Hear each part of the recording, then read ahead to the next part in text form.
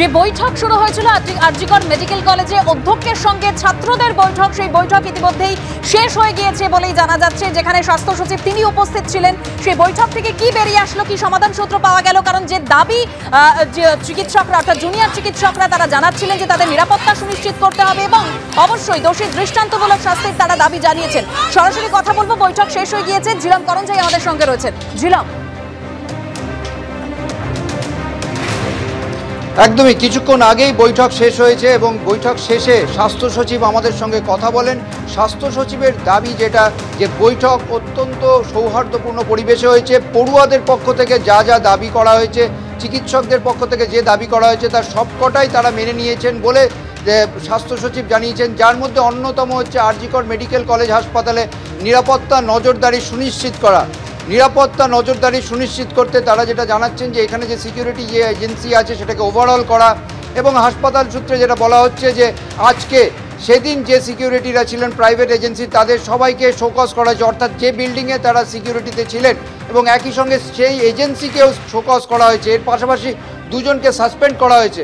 স্বাস্থ্য সচিব যেটা জানিয়েছেন যে এই মেডিকেল কলেজে সুরক্ষার ব্যবস্থা যা যা করা দরকার সেইগুলো করা হবে এবং মহিলা চিকিৎসক, মহিলা স্বাস্থ্যকর্মী, মহিলা পড়ুয়া তাদের জন্য যা যা চেঞ্জ রুম, শৌচাগার, থাকার রেস্টরুম সব কিছুর ব্যবস্থা করা হবে। পিডব্লিউডির সঙ্গে কথা বলা হবে এবং মুখ্যমন্ত্রী পুরো বিষয়টা নিয়ে হস্তক্ষেপ করে তিনি নজরদারি করছেন।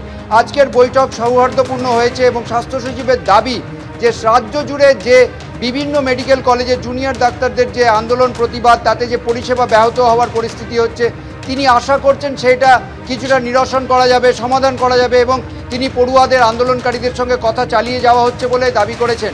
অন্যদিকে স্বাস্থ্য শিক্ষা অধিকর্তার বক্তব্য, বেশ কিছু মেডিকেল কলেজে এই বিক্ষোভ প্রতিবাদ হচ্ছে, তাতে পরিষেবা সামান্য ব্যাহত হলেও সিনিয়র ডাক্তারদের দিয়ে পরিষেবা স্বাভাবিক রাখার চেষ্টা করা হচ্ছে এবং তার আশা যে সমস্ত মেডিকেল কলেজে এই যে কর্মবিরতি বা প্রতিবাদ সেইটা প্রত্যাহার হয়ে যাবে, কারণ রাজ্য সরকার সব পদক্ষেপ করছে এবং তিনি এটাও জানান যে বর্তমানে যে প্রতিবাদের যে কর্মবিরতি ছিল সেটা প্রত্যাহার হয়েছে।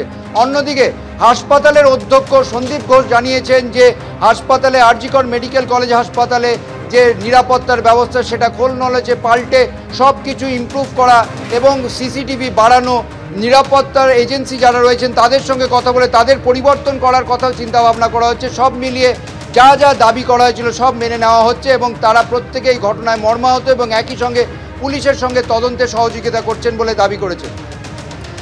অর্থাৎ বোঝা যাচ্ছে ঝিলম যে দাবি ছাত্ররা করেছিলেন, অর্থাৎ জুনিয়র চিকিৎসকরা যে দাবি করেছিলেন যে তাদের নিরাপত্তা সুনিশ্চিত করতে হবে, নজরদারি আরও বাড়াতে হবে, সেই সমস্ত দাবি রাখা হয়েছে বলে স্বাস্থ্য সচিব তিনি দাবি করছেন। তিনি বলেছেন যে বিল্ডিংয়ের যে সিকিউরিটি ছিল সেই বিল্ডিংয়ের সিকিউরিটি প্রত্যেককেই শোকজ করা হয়েছে, দুজনকে সাসপেন্ডও করা হয়েছে।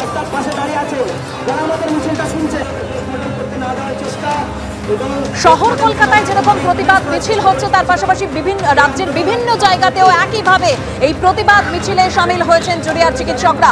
বর্ধমান মেডিকেল কলেজের ছবি দেখতে পাচ্ছেন, তার পাশাপাশি রামপুরহাট মেডিকেল কলেজ, বাঁকুড়া সম্মিলনী মেডিকেল কলেজ, অন্যদিকে মেদিনীপুর মেডিকেল কলেজ।